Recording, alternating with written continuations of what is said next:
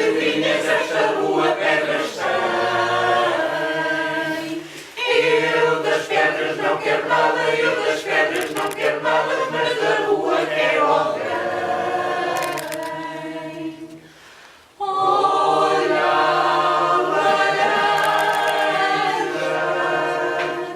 do meu quintal. Olha a laranja do meu lindo laranjal.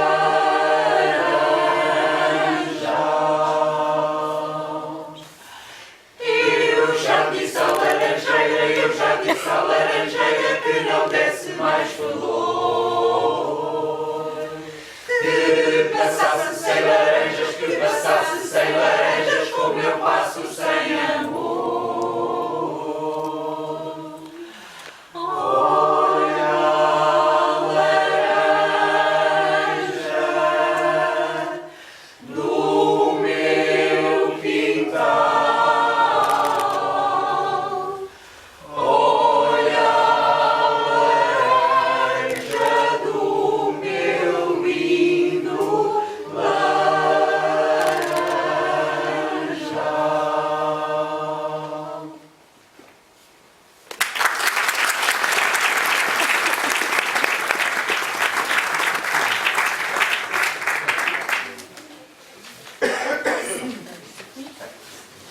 Esta música é muito conhecida. Quem quiser juntar-se em algum momento, está à vontade.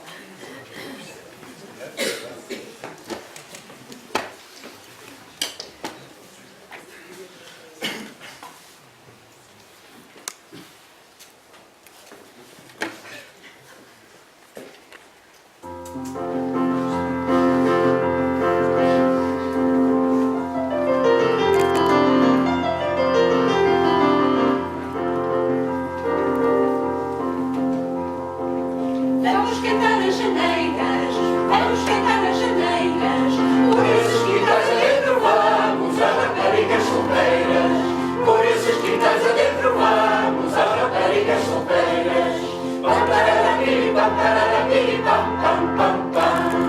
Pam pararapiri, pam pararapiri, pam pam pam pam. Vamos cantar orvalhadas, por esses quintais adentro vamos, a raparigas casadas. Por esses quintais adentro vamos, a raparigas casadas. Pam pararapiri, pam pararapiri, pam pam pam pam. Pam pararapiri, pam pararapiri, pam pam pam pam.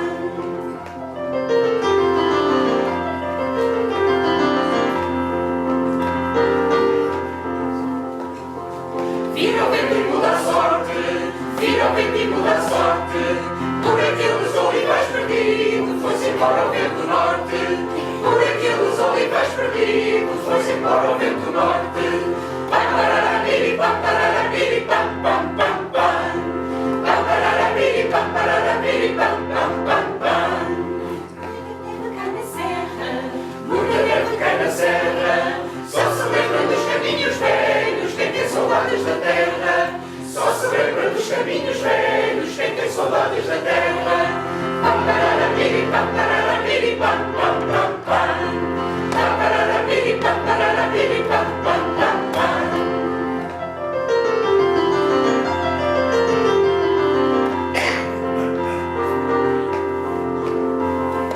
Quem tem a candeia acesa, quem tem a candeia acesa, rabanadas com vinho novo, matava a fome à pobreza. Rabanadas com vinho novo, matava a fome à pobreza. Pam pararapiri, pam pararapiri, pam pam pam pam. Pam pararapiri, pam pararapiri, pam pam pam pam. Já não esqueces da longura, só se lembra dos caminhos velhos quem andava da aventura. Só se lembra dos caminhos velhos quem andava da aventura. Pam pararapiri, pam pararapiri, pam pam pam pam. Pam pararapiri, pam pararapiri, pam pam pam pam. Pam pararapiri, pam pararapiri, pam pam pam pam.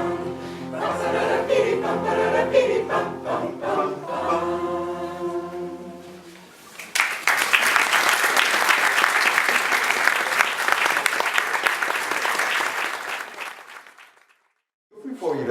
exatamente no dia... Cheguei ao Irão no dia...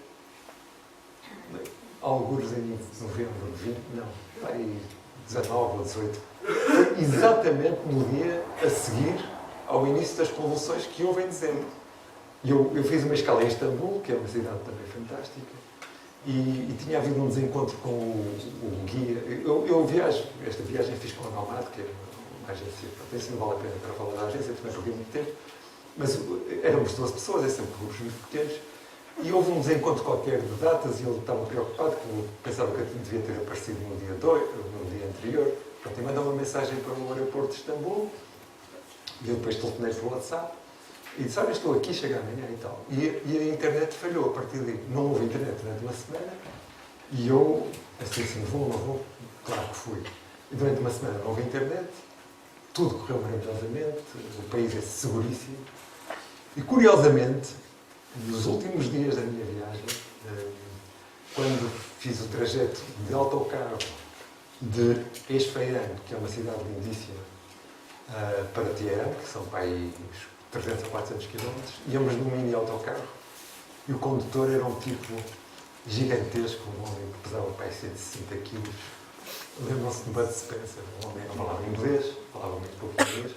Íamos autoestradas, são autoestradas que não são como as autoestradas portuguesas, não é? Aquilo, não entram cavalos em burros como em Marrocos, mas quase aquilo. Há uns cruzamentos, entroncamentos. E a certa altura o tipo para o carro e o nosso guia diz assim, não me lembro, what's happened? E o tipo, não falava inglês, não, diz assim, everything okay? E o tipo diz, no. E para o carro na autoestrada, não é? E de repente nós percebemos que, como era muita bagagem, o tipo tinha posto parte da bagagem no tejadinho. Então, uma mochila, 2 mochilas tinham do lado. Imaginem de quem era uma mochila. Era minha, porque eu sou um gajo lazarento. Mas eu não sabia. Então o tipo, em plena autoestrada, com carros a 120 ou 130, lá que é, o tipo começa a fazer marcha atrás. E nós, quer dizer, mas eu não percebi, quer dizer, corremos o risco de morte absoluta. Quer dizer, podíamos ter morrido na praia, não é? Sem nenhum míssil do Sr. Trump, mas por causa de um gajo que rolou para fazer mais atrás, em plena autoestrada. Felizmente, passado para aí uns 400 ou 500 metros, 1 quilómetro, nos pareceu uma eternidade, passa um caminhão enorme e começa a buzinar e na cabine tinha as mochilas. Os tipos são seríssimos. Em vez de, se fosse em Portugal, num país dito de civilidade desenvolvido, eles tinham que ter com as mochilas. Não, para com a mochila. O tipo continua. Até Teherã chegamos lá transidos de medo. E quando chegamos ao hotel, o tipo ficou para aí um quarto hora à espera da gorjeta. Nós, o gajo estava maluco, quase que nos matava e ainda caiu a gorjeta. Mas pronto, foi um episódio curioso que marcam as viagens das nações de episódio. Agora, o Irão, toda a gente conhece o Irão, eu disse que é um país com 2.600 anos, toda a gente conhece, é um país enorme, é o 18º país do mundo em extensão,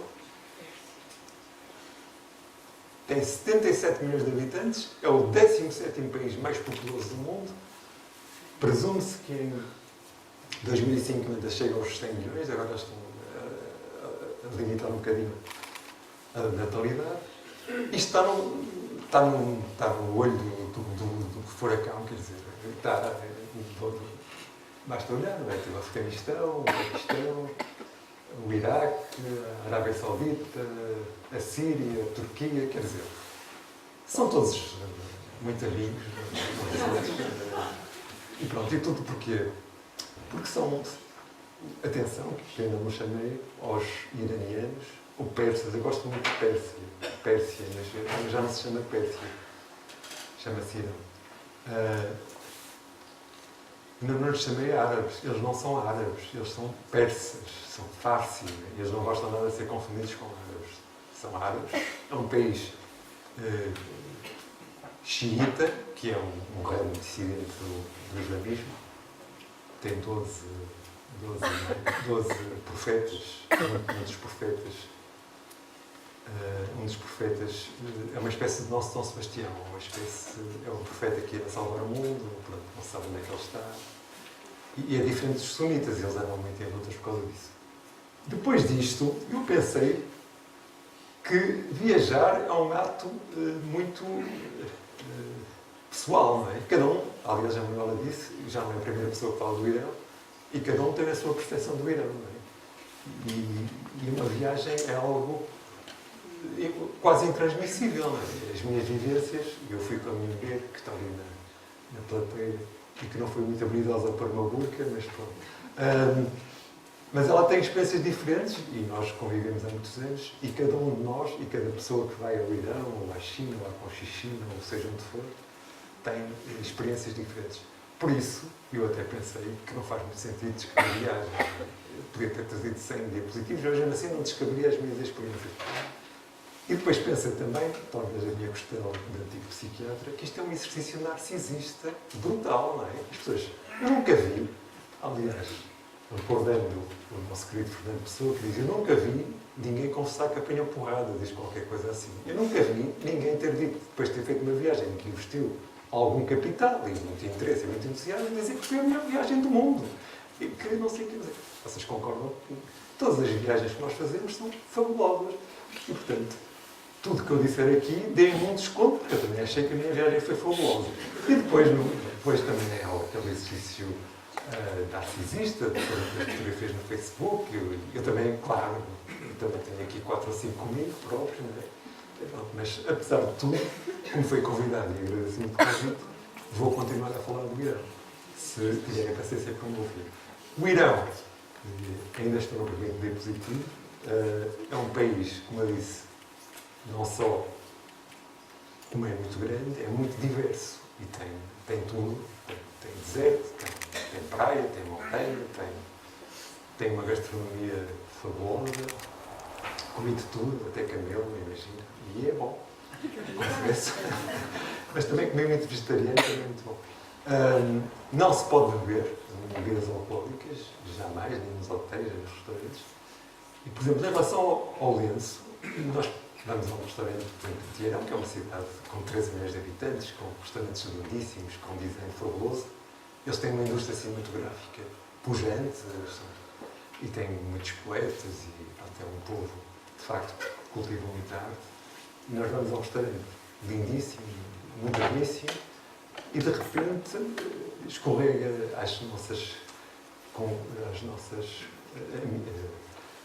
nossos concidadãos que estavam comigo, cai-nos o lenço e de repente vem o gerente do restaurante muito envergonhado até, e disse, peço desculpa, mas tenho que pôr o lenço, porque se não tiver o lenço, ele está sujeito a uma multa brutal e se calhar até fecha um restaurante. Quer dizer, esta imposição é absolutamente grotesca aos nossos olhos.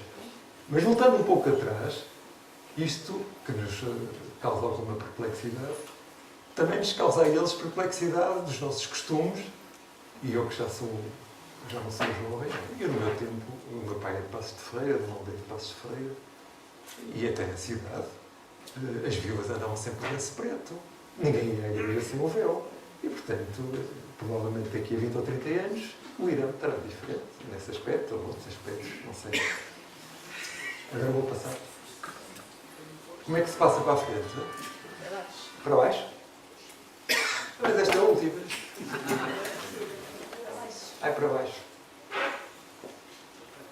Pronto, esta aqui é uma senhora, de facto, que usa. Isto é uma tribo de Bandari, que é no sul. Ela usa esta máscara. As máscaras são muito bonitas. Têm padrões diferentes. Inclusive, eles podem distinguir as famílias pelo tipo de máscara que usam. E eu tentei saber porque é que usavam as máscaras. E uma das explicações é curiosa, tem a ver com os portugueses. Os portugueses estiveram em todo o mundo. E o nosso terrível Afonso de Albuquerque conquistou Hormuz em 1506 ou 1510, ou não sei o quê. E consta, alguma explicação, é que elas tapavam a cara para não serem desejadas pelos nossos marinheiros, nossos homens, para não serem raptadas e tornadas escravas. E se calhar é um pouco isso, para guardar um pouco de recato, que andam com esta máscara, que deve ser bastante incómoda, não é? Mas pronto. Há outra coisa curiosa, que nós peço desculpa, estou sempre um bocadinho a voltar atrás. nós temos um pouco a tendência de achar que os nossos valores é que são bons e que os deles são maus ou são reprováveis. E toda a gente, eu acho, que a imposição do véu, ou da burca, ou da máscara, ou do chador, é de facto uma obrigação. Isso é que é lamentável, mas eu presumo que se essa obrigação se acabasse, muita gente continuaria a usar. Porque é um uso. Aliás, estes véus, que eu não me lembro como é que se chama, parecem corvos ou coisa, andam assim. É muito engraçado porque os mercados persas, iranianos, quem conhece o mundo árabe sabe que eles fazem muita vida de mercado. Não é? E, aliás, naquele mercado é curioso porque são mercados muito grandes em que há muitas pessoas a vender, não sei de que é que eles sobrevivem, porque vendem coisas quase insignificantes. O que é engraçado é que elas andam assim vestidas, mas em qualquer cidade de alguma dimensão, por exemplo, Shiraz ou Isfahan ou muito mais Teherã, elas estão aqui e ali ao lado se calhar está uma loja de lingerie com os modelos todos. Quer dizer, é estranho, não é? Ao mesmo tempo, esta dualidade de critérios, mas elas andam de facto assim, aparentemente não se sentem muito mal. Eu também tentei falar com este imã, que é o sacerdote lá muçulmano, e perguntei porque é que as mulheres usavam um véu. Ele deu uma explicação que a ele pareceu muito razoável, a mim pareceu-me compreensível, não concordo com ele. Ele disse que a relação da mulher com a sociedade se podia estabelecer em 3 níveis.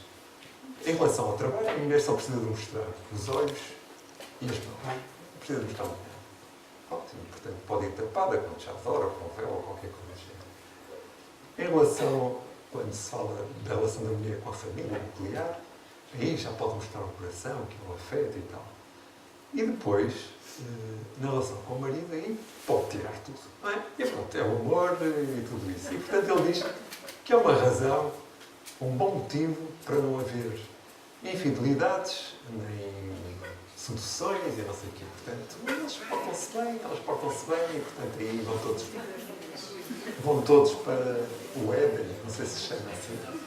O que ele se esqueceu de dizer é que os persas, os iranianos e os árabes podem ter 4 milhões, mas pronto, isso é muito problema. Curiosamente, ele disse-me isto, lá está, a segunda fotografia em que me apareço, Narciso, não sei. Porquê? Porque elas gostam muito de falar, elas e eles gostam muito de falar com os ocidentais que aparecem lá. E isto é umas jovens estudantes. Eu acho que o professor Marcelo de Sousa devia ter já com este país, toda a gente quer ser fotografada, portanto, ele não tinha imensos clientes para tirarem selfies.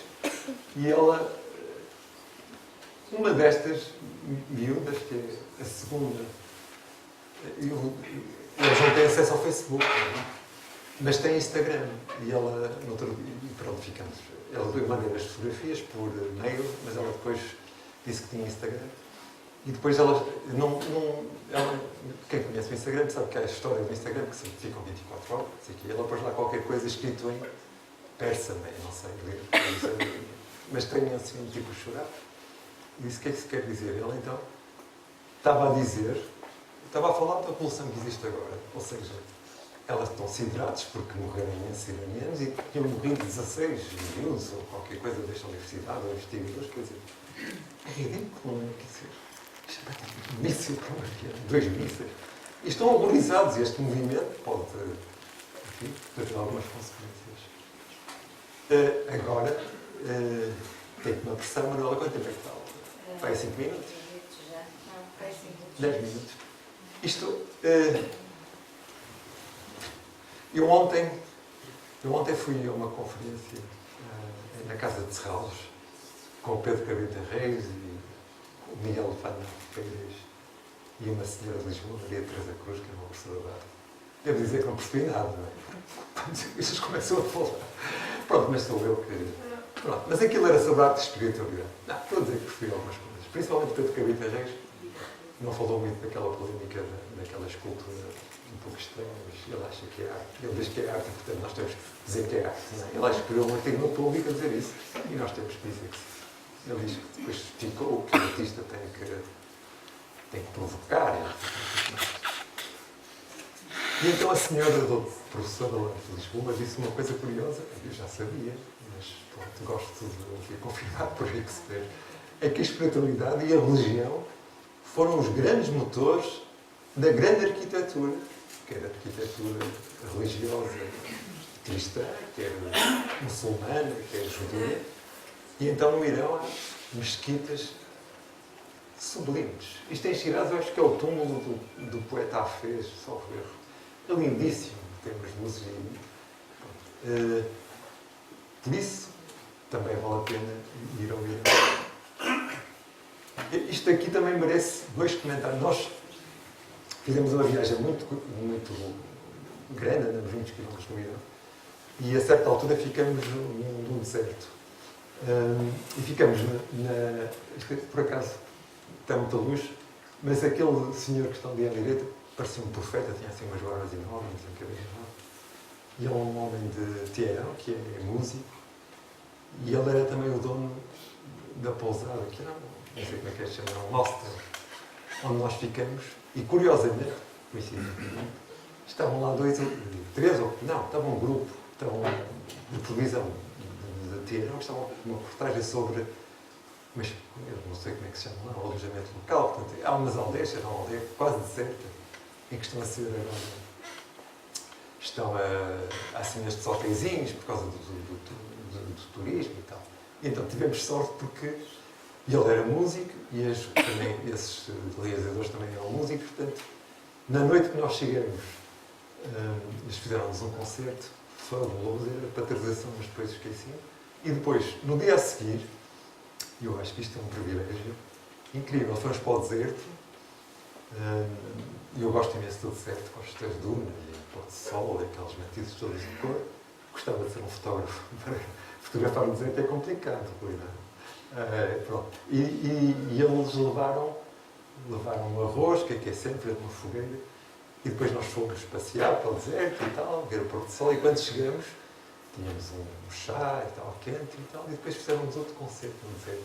Um sonho, com aquelas estrelas todas, muito frias, assim, muito bonito. Muito bonito. Isto é Isfahan. Esta é a praça, a segunda praça maior do mundo. A praça maior do mundo é a praça Tiananmen, em Pequim. Isto é lindíssimo. Há quem diga que é das praças mais bonitas do mundo. É tudo relativo. Ela é muito mais bonita de noite do que de dia.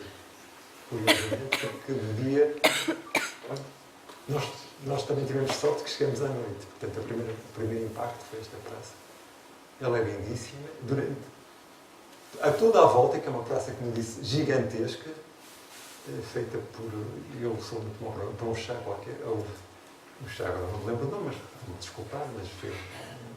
Como é que se chama a dinastia? Safadita. Não é Safadita? Não, mas é parecido. Pronto, desculpem, agora não me recordo. Que foi um chá dos mais importantes, de 1500 e pico. E eles jogavam polo nesta praça e toda a volta da praça é um mercado gigantesco, com tudo que vocês possam imaginar. Tapetes, claro, muita joalharia, quiquinaria, alimentos, pronto, tudo o que se possa imaginar, restaurantes, tem imensa vida, muitos turistas aqui. Muitos turistas, não, minto. Por causa da crise havia muito pouca gente. Muito poucos, mesmo em Isfahan, que é uma cidade muitíssimo conhecida, havia muito poucos estrangeiros. E estou mesmo a terminar. Estes senhores são imãs. Nota-se, eles tinham um aspecto imponente. Isto foi um metro de Teherão, é enorme. É fundíssimo. A pico para aí 3 pisos, deve ser por causa dos ataques, não sei. Devem ser abrigos, não sei. Estou a conjecturar. E estes senhores, que têm turbante branco, aos que têm turbante preto, mas que têm turbante de preto, são descendentes do profeta Maomé. O profeta nasceu 500 e tal, do século VI depois de Cristo.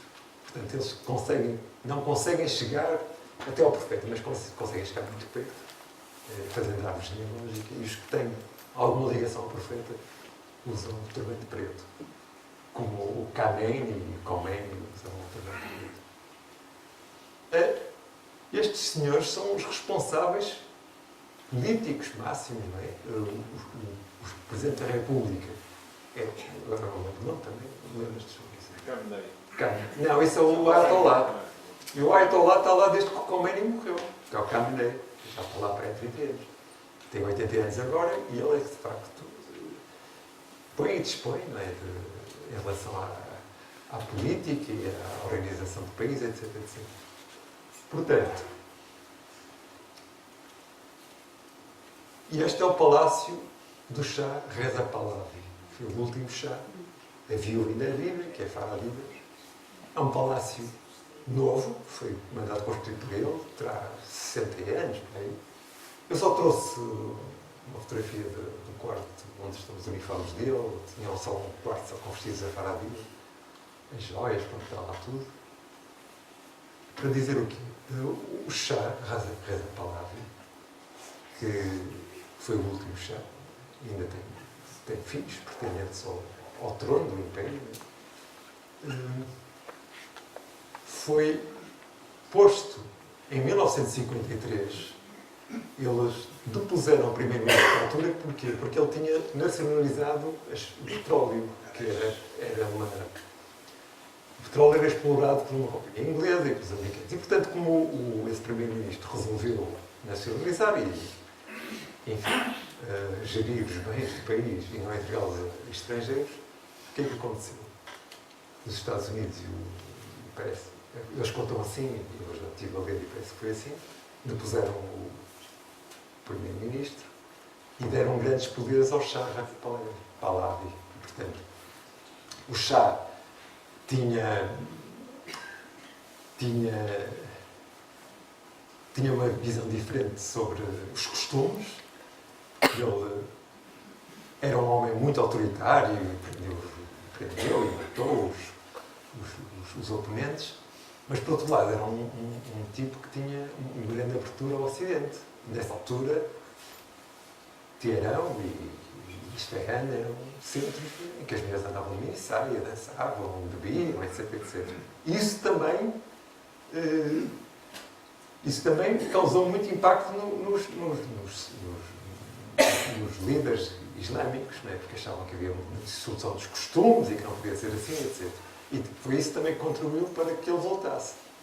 Então, houve depois uma revolução que o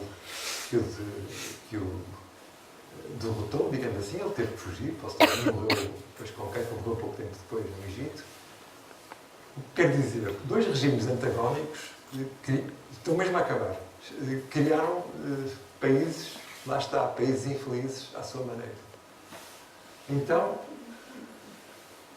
onde é que está o termo? O bom termo, não é? Será nas nossas democracias, provavelmente.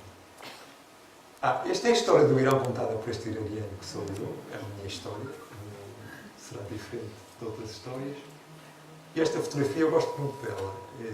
Foi tirada também à entrada do deserto. Toda a gente sabe que as árvores morrem de pé. Não é?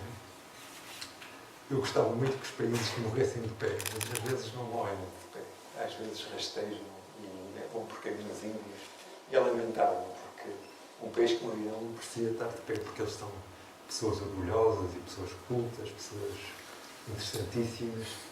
E ter este conflito, que não interessa a ninguém, que só prejudica a humanidade e prejudica principalmente a eles, correu-lhes mal tudo, quer dizer, no início, provavelmente por engano, ou por parvoíce, mata 170 e tal pessoas, quer dizer, eles até podiam ter alguma razão, de repente, toda a comunidade internacional, e mesmo nacional, está contra eles, quer dizer, é horrível, não é? Por isso, um dia se voltar a falar do Irão, se calhar não volto a falar, porque o Irão é um país normal, sem grandes conflitos, e, portanto, não falamos de países felizes. Obrigado. Bom, Coreia do Norte. Nós, de facto, eu e o João, que estamos de viajar, já perdemos países. Perdemos o Afeganistão, perdemos a Líbia, perdemos o Iraque. Porquê? Porque na altura não tínhamos nem possibilidades económicas, nem disponibilidade de tempo para os visitar. E esses países ficaram-nos atravessados. E então nós não voltámos a cometer o mesmo erro. E, portanto, vamos aos países que têm...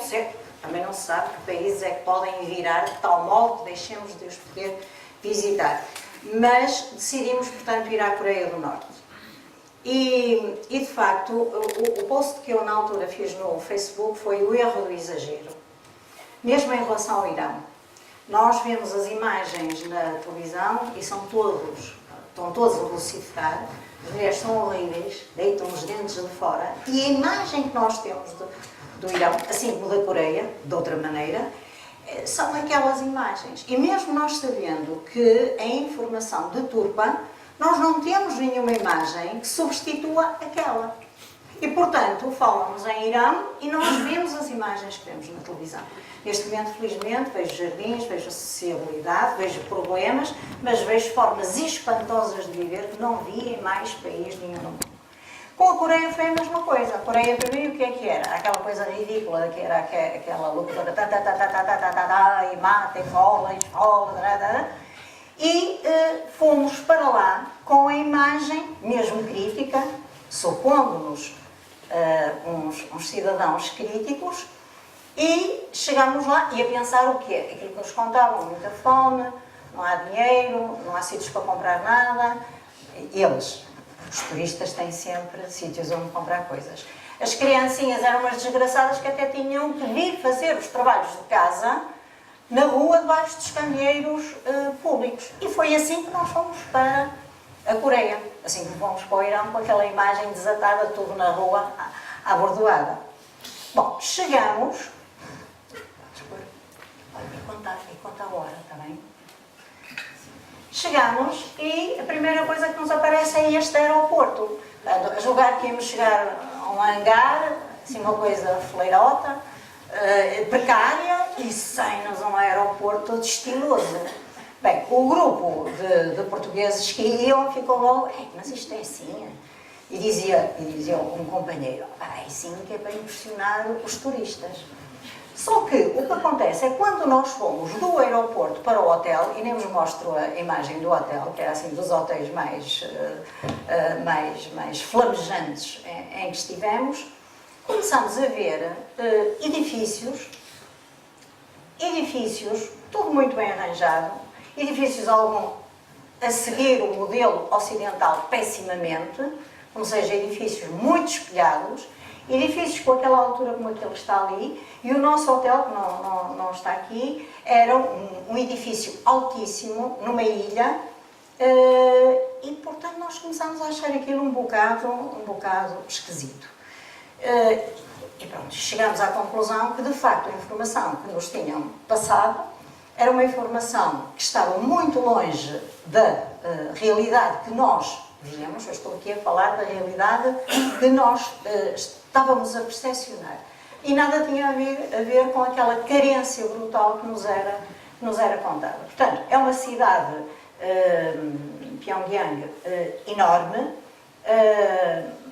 muito limpa, os jardins muito bem cuidados, e a seguir muito o modelo ocidental para o bem e para o mal. Aquilo que é considerado hoje a arquitetura moderna. O que é que aconteceu a este? Pronto, olha, é pena. Temos aqui, então, o que é? O metro de Pyongyang, que é um metro lindíssimo, moderno, mas que tem aqui uma situação que é, estão a ver aquela pintura lá ao fundo, é o grande líder. Portanto, o que é que, então, na vivência que nós tivemos na Coreia, tivemos a oportunidade de constatar que havia muitas coisas que nada tinham a ver com aquilo que nos tinham dito, mas constatar outra coisa que nos chocava de sobremaneira, que era a maneira como a população se relaciona com as imagens, com os ícones dos o atual não aparece. Os dois grandes líderes. Sobretudo, o pai, portanto, o avô do atual líder, que foi aquele que liberta, de facto, a Coreia, quer dos franceses, quer depois, mais adiante, dos americanos.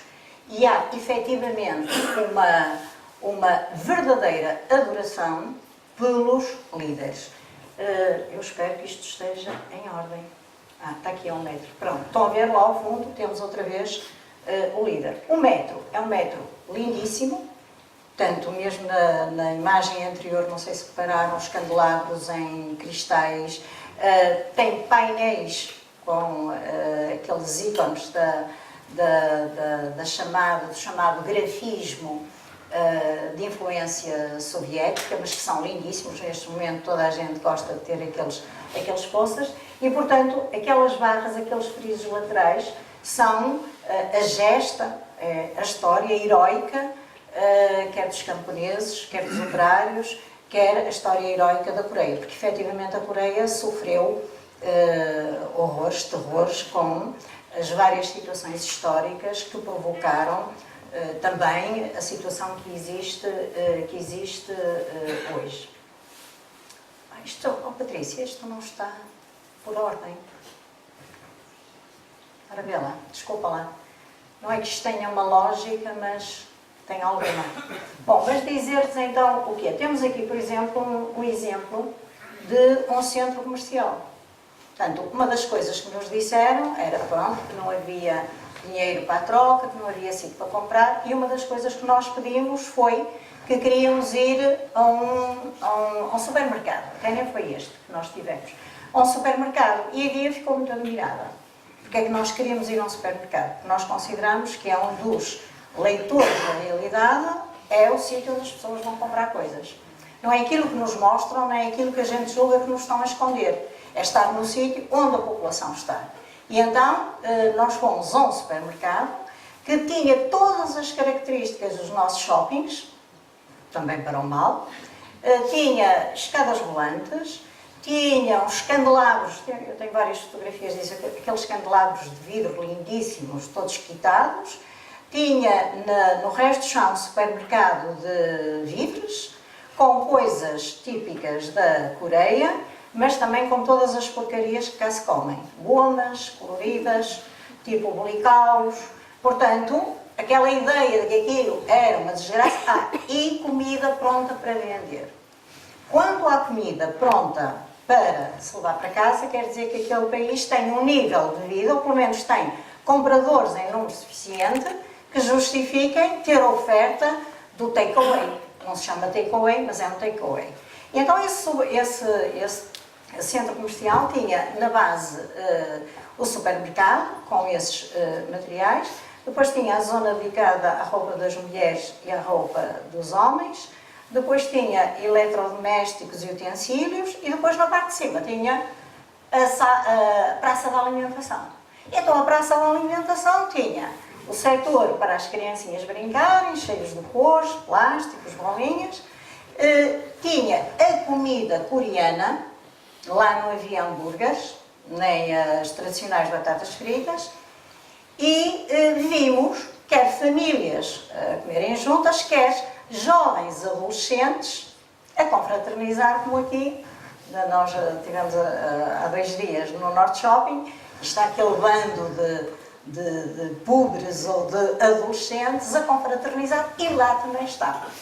Portanto, isto de facto foi para nós um choque, porque não correspondia a nada do que nos tinham dito sobre o nível de vida dos coreanos. Eu não estou aqui a fazer nenhuma análise, nem política, nem económica. Portanto, aquilo que eu estou é a descrever aquilo que nós vimos. Aliás, o choque foi tão grande que no nosso grupo ia um médico, um senhor com mais de 70 anos, muito conservador. Notava-se que era muito conservador pelas ideias que defendia. E estava sempre a dizer assim, nós temos que chegar a Portugal e fazer um manifesto. E eu disse, um manifesto? Sim, dizer que aquilo que nos estão a vender é mentira. Mentira neste sentido, é o tal erro do exagero. Mentira porque aquilo que nos estava a ser dado, sem ser filtrado, não correspondia àquilo que nos estavam a dizer. Aliás, se virem como é que as pessoas vestem, eu daqui a um bocadinho vou mostrar a mulheres como é que elas vestem. Agora, perguntam, por exemplo, muitas vezes se nós podíamos andar onde queríamos. Eu lembro que foi no Vietnã, não é? Em que, por exemplo, grupos só podem andar organizados com guia local.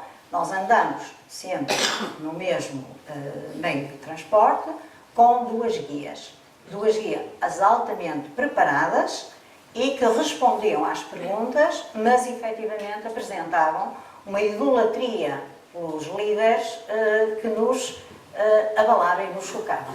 Espero que agora saia algum, que está tudo torto. Pois, desculpem lá. Faltam fotografias.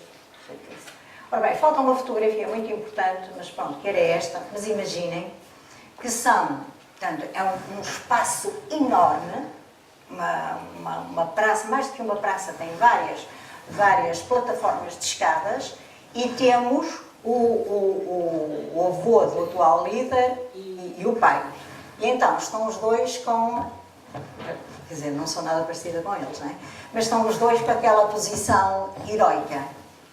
E então o que se passa é o seguinte, é parte central de Pyongyang, e então quem sobe as escadas, temos que subir as escadas com todo o respeito, portanto íamos 4 a 4, o nosso guia levava um ramo de flores, que era outra coisa que eu não percebia, porque é que havia floristas, tantas floristas, e muitas floristas, e achava assim um bocado estranho, flores para serem levadas ao líder.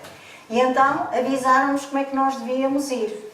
Portanto, íamos 4 a 4 e avançávamos de uma forma organizada e chegávamos à beira e tínhamos que fazer a venha. E depois tínhamos que sair também organizadamente. Bem, a organização é impressionante. E de facto nós portamos-nos todos muito bem. E isso é um lado que nos abala. E então abalou-nos muito quando nós fomos a um palácio onde os dois líderes estão embalsamados.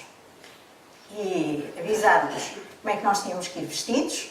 Essa parte foi mesmo um bocado, abala um bocado, mas também só vai quem quer, não é obrigatório, não é? Portanto, depois as pessoas não se podem queixar. Fomos avisados o que é que tínhamos que fazer. Tínhamos que ir bem vestidos, não podíamos ir com t-shirts, com dizeres, não podíamos ir à vontade, portanto, tínhamos que ir bem vestidos. E o palácio era enorme e havia um tapete volante imenso a ligar dois corpos de dois palácios. E então nós íamos e víamos os coreanos também a irem, todos muito bem arranjados. Percebíamos quem eram os rurais, porque os rurais em todos os países do mundo nota-se claramente na cara. Aliás, havia alguns que nos lembravam umas famílias que nós conhecemos no Barroso. Eu até dizia, olha, parece a Candidinha. olha, aquilo parece um lagoon. Porque, de facto, ou é o sol, ou é a vida ao ar livre, a vida do campo, que dá uma certa forma de aparecer. Tudo num silêncio enorme. E depois nós entramos no sítio do esquife. E então estavam eles muito bem embalsamados, pareciam que estavam a dormir, aquilo estava mesmo bem feito. E, portanto, exposto de uma maneira contida, com bom gosto, portanto, não era uma farfalhada nem nada, não. E então nós, era sempre 4 a 4, e então avançávamos, fazíamos a vénia, que tinha uma certa, não era só assim, a gente tinha mesmo que fazer assim, e depois dávamos a volta, de lado voltávamos a fazer a vénia, por trás da cabeça não se fazia a vénia, não percebi porquê. Depois, do outro lado, voltávamos a fazer a vénia e pronto, e saíamos.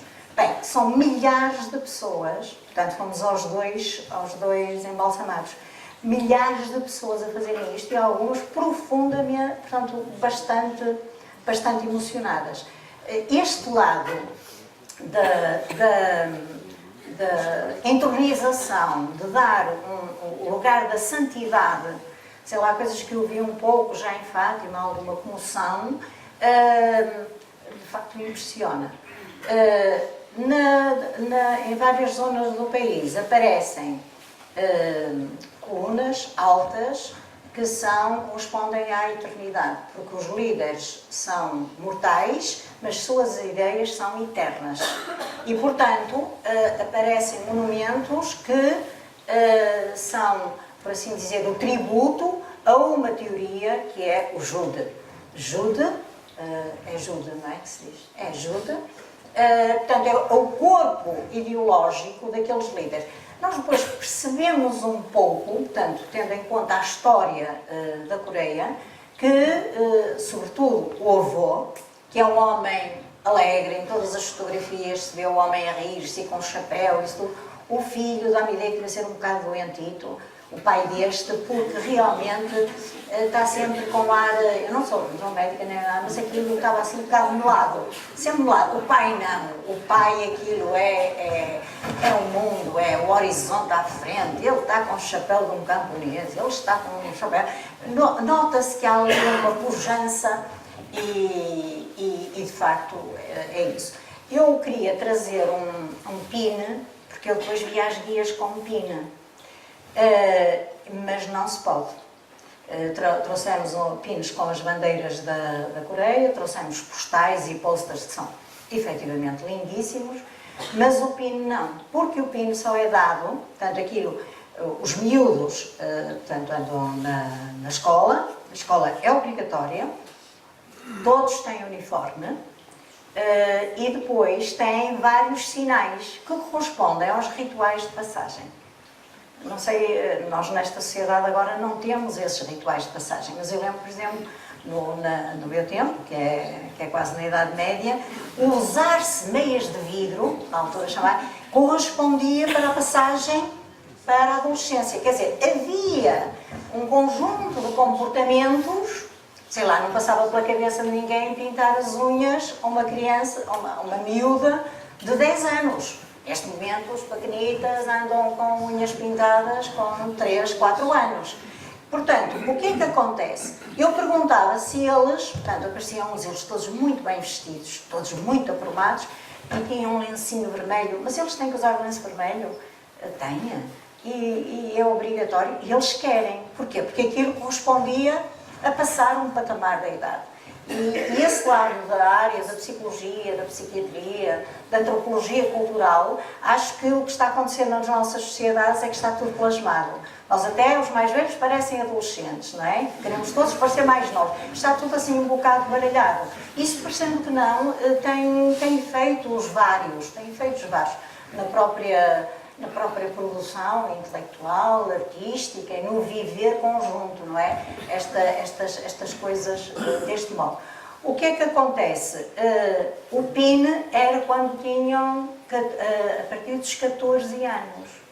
E, portanto, eu queria comprar um PIN nem pensar. Quando eu tirei uma fotografia no PIN estavam os 2 líderes. Portanto, os 2 líderes eram os que estavam no PIN e elas iam mudando de PIN, mas os 2 líderes estavam lá. Portanto, eu direi que a parte que nos surpreendeu em termos de vivência foi isso. Mas também não tem aquele lado ridículo que muitas vezes aparece, depois também depende, basta pôr-se um bocadinho de velocidade, que uma coisa que não é desajustada passa a ser cómica, não é? Nós pomos um filme a andar mais depressa, portanto depois começamos a perceber alguns truques na informação. O que é que nós percebemos? Primeiro, a escolaridade é obrigatória. Segundo, há uma grande preocupação de fazer com que os jovens estudantes tenham contacto quer com o campo, quer com o mundo do trabalho. E, efetivamente, havia muita gente que lá dizia, meu Deus, que bem que eles se portam, mas não tinham ali nenhum chicote. Portanto, é aquilo que se chama uma disciplina interiorizada.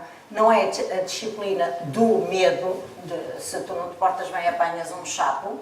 Não, portanto, acabam por ter um comportamento que são comportamentos compatíveis com uma certa forma de viver socialmente. Vamos lá ver que está tudo ao contrário, mas isto também não é vir ao disco que toca ao mesmo. Pronto, temos aqui, reparem, temos esta mulher com um telemóvel. Há telemóveis. Mas, portanto, dizem que os telemóveis têm que ser aprisionados. Não tem que ser. Nós usamos, eu andei sempre no meu telemóvel, aliás, eu quando li alguns que era proibido o telemóvel, eu pus a hipótese de não ir, porque eu sou completamente dependente do telemóvel, não por causa de telefonar, nós lá não podíamos usar o telemóvel para telefonar, mas para fotografar. Não tivemos problema nenhum, só que não há ligação à internet, nem há nenhum contrato com as operadoras estrangeiras. E, portanto, o que é que acontece? Nossos telemóveis não funcionam lá. Não tivemos problemas em fotografar e em filmar. Só nos avisaram que não podíamos fotografar nem filmar os edifícios militares. Mas isso acontece em todos os países. Não se podem fotografar edifícios militares. E quando uma vez a guia diz que para não fotografarmos também as obras de construção civil, eu fiquei muito admirada e fui-lhe perguntar porquê. Porque são geralmente os militares que fazem os edificados, portanto, e a razão para nós não tirarmos, mas eu tirei algumas, ninguém nos fazia mal por isso. E, portanto, a história do telemóvel. Esta mulher está com o telemóvel sem qualquer tipo de problema. O metro é lindíssimo e não sei se veem ali aqueles jornais, estão a ver aqueles jornais do lado direito pendurados. São jornais com as notícias e as pessoas estão lá a ler, portanto, do partido. Notícias, portanto, eles dizem que têm 3 partidos, são 3 partidos. E então as pessoas estão a ler. E nós ouvimos um som que achávamos que deveriam ser palavras de ordem. Mas aquilo depois já entra a 50 e sai a 1000, não é? Mas havia estas... E as pessoas estavam ali paradas e estavam a ler. Portanto, aqui o metro já apareceu há bocado, o shopping. Ora bem, eu costumo dizer, e vou-me repetir, quem já me ouviu várias vezes, para mim, isto é uma coisa completamente espontânea e intuitiva, tem 2 elementos que permitem, muitas vezes, conhecer o nível de vida de um país. Ou algumas coisas, que é os supermercados, ou os mercados, os sítios onde se vendem coisas e a maneira como as mulheres vestem. A maneira como as mulheres vestem é um sinal, é sempre um sinal. E, portanto, eu ia preparada para ver aí umas mulheres desgraçadamente vestidas e o que é que acontece? Aparecem mulheres, eu ia no autocarro e tirei, mas montes delas, elas são extremamente elegantes, portanto, têm uma anca estreita, não são altos, mas também não são rasteirinhos, e têm umas ancas estreitas, têm uns seios muito bem proporcionados, portanto, são mulheres muito elegantes, muito em termos físicos, e vestem-se com um cuidado impressionante. Elas têm a roupa bem desenhada. Eu não diria que não a qualquer uma daquela roupa, não iam ficar tão bem, porque elas de facto são muito elegantes. E mais ainda, os sapatos eram todos diferentes. Ora, a ideia que a gente tinha era que aquilo havia uma linha de montagem de sapatos iguais para todos, que havia uma linha de montagem de saias iguais para todos. Não é assim. Era uma diversidade de roupa e não há nada melhor para também se conhecer bem quando a gente vai num autocarro no meio de transporte, é desatar, porque o olhar não se fixa. Então nós não aprendemos. E eu tenho esse hábito, encosto o telemóvel ao ouvido e tumba, não gasta bateria, mas tem acumulador, tuca, e depois é que eu vejo melhor. Aliás, eu posso estar a fazer isso e estar na mesma a ver. Agora, dá para perceber que o mundo nos passa muitas vezes de raspão. E o que eu até naquele post que fiz no Facebook dizia, lembrei-me de uma coisa que a minha mãe miúda me dizia, quando queria dizer que alguém estava muito bem vestido e que estava com muito bom gosto, mas com descrição dizia assim, olha, ela é vestida tipo Chanel. Eu na altura nem sabia quem era Chanel, mas achava que tipo Chanel era com classe, era classe. Havia as outras que estavam bem vestidas, mas a tipo Chanel, e eu olhei para estas mulheres e disse, estas são as mulheres tipo Chanel, porque elas de facto, mesmo as nossas guias e tudo, vestiam iguais às outras, elas andavam extremamente bem vestidas e elegantes.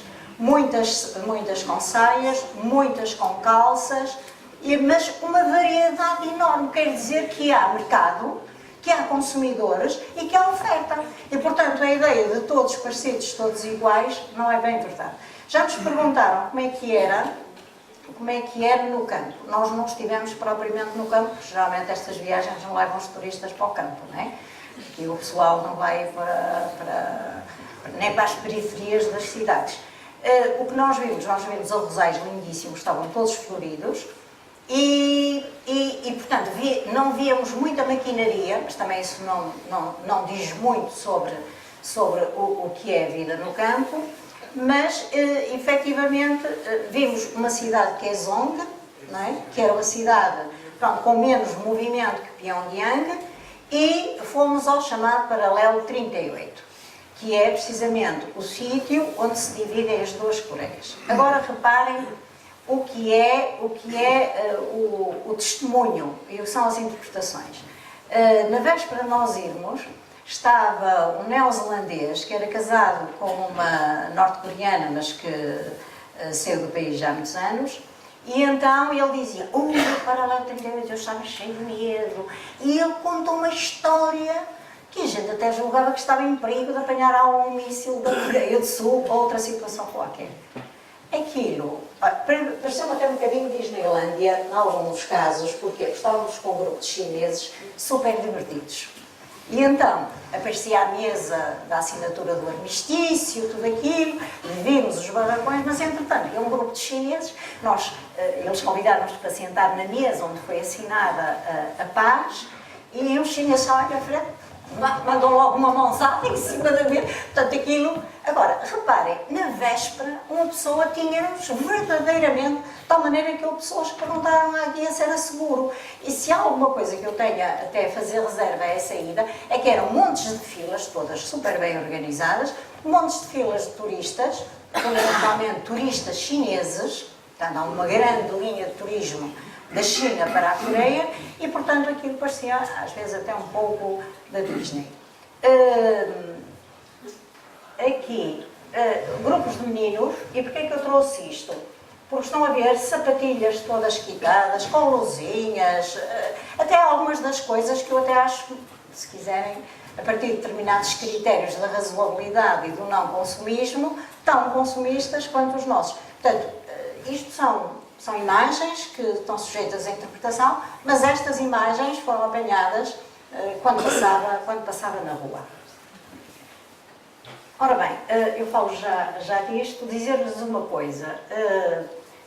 Tem uma arquitetura monumental muito de influência soviética, tanto edifícios daqueles à prova de bala e de tufões e de tudo, poderosos.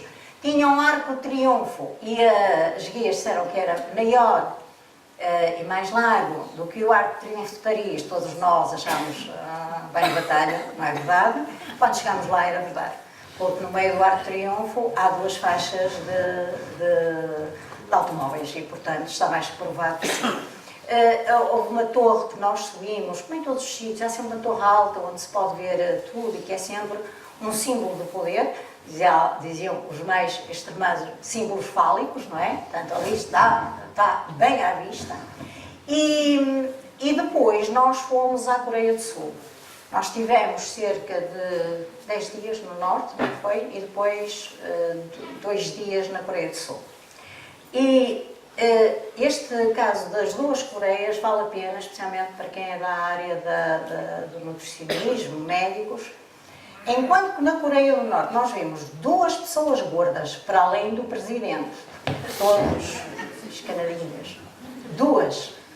Na Coreia do Sul, com a adoção portanto, aqui parece uma colónia americana, é as McDonald's, o Starbucks, portanto, acaba até por nos baralhar um bocado, porque estamos fora do paralelo, não é? Não tem nada a ver com o fuso. E imensos gordos. Ficamos impressionados. Porque a origem étnica é a mesma, a base é a mesma, agora com a diferença dos hábitos alimentares, não são altos e espadaludos, são de estatura média.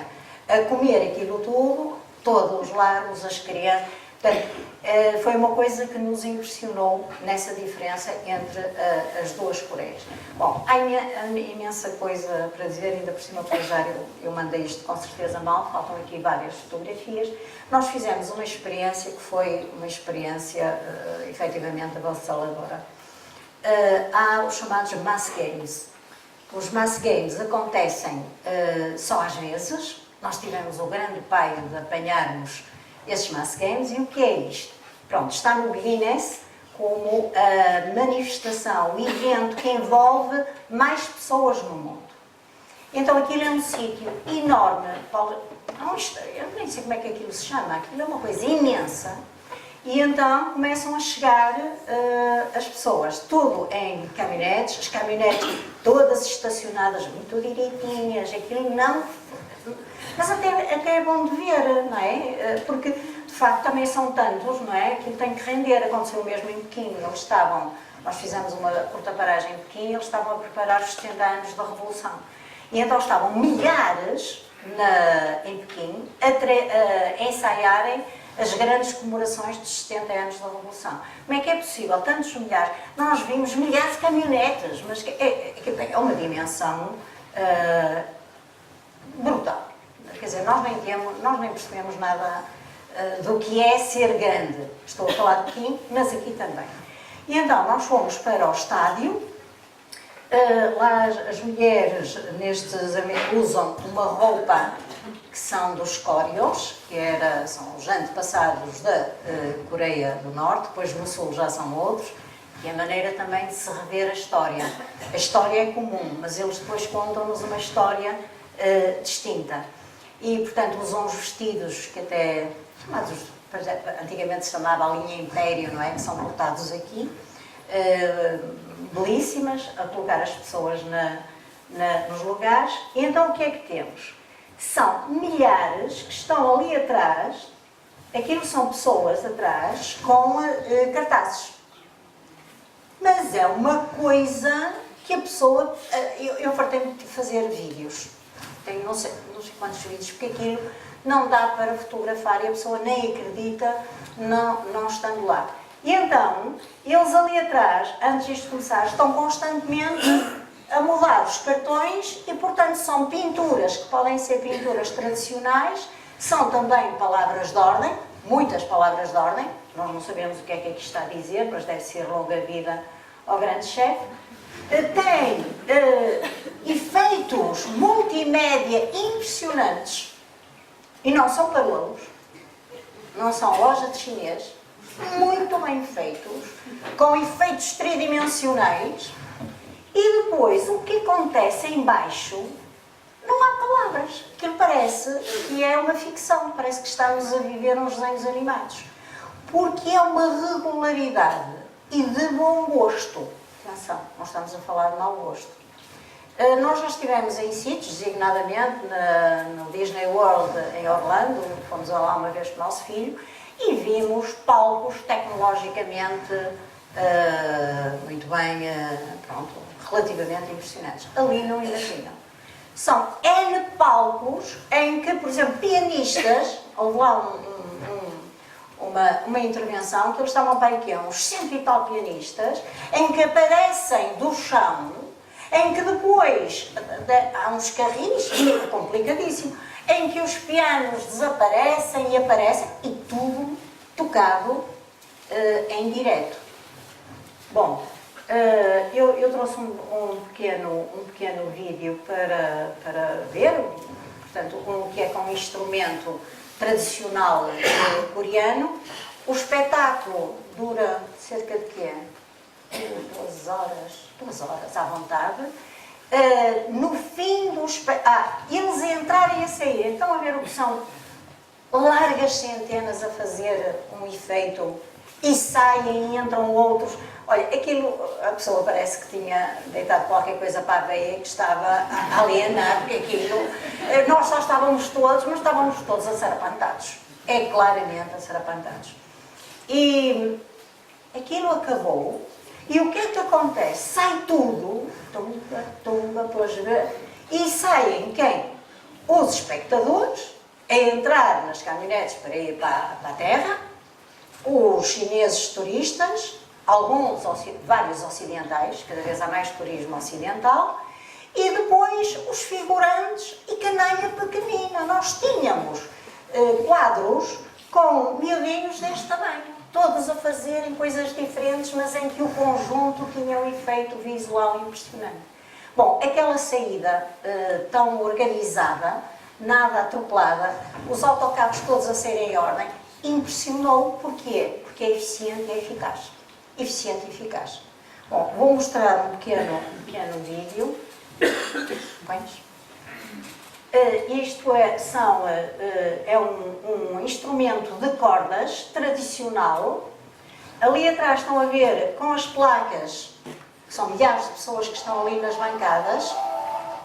Tem uma imagem, podes pôr, tem uma imagem tradicional, mas muitas vezes são aquelas imagens gloriosas com palavras de ordem, claramente.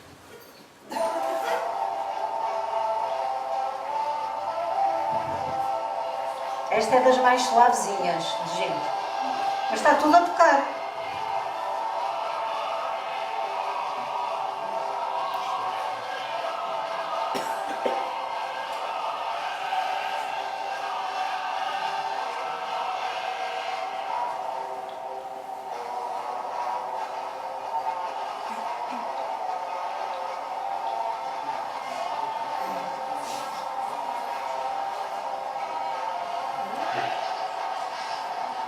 E os efeitos, havia efeitos incríveis. Pronto, podes parar. Se forem ao YouTube e puserem Mass Games, vão ver lá vários vídeos. Ligamos a televisão e percebi que havia uma telenovela. As telenovelas, portanto, dava a entender.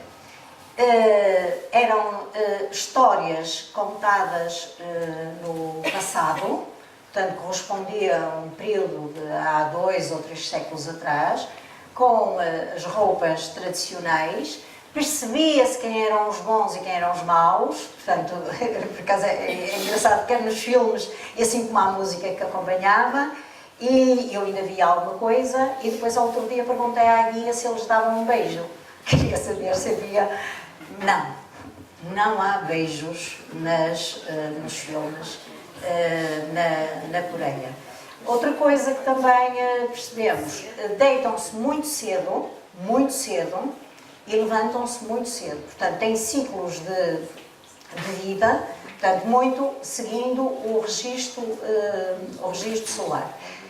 Bom, para terminar, portanto, há imensa coisa para dizer, ainda por cima falharam aqui algumas imagens, mas dizer-lhes, primeira coisa, é um caso único, portanto não estou a ver outro tipo de situação do género, não se sente aquilo que se poderia chamar as pessoas com medo ou oprimidas ou tentarem falar connosco.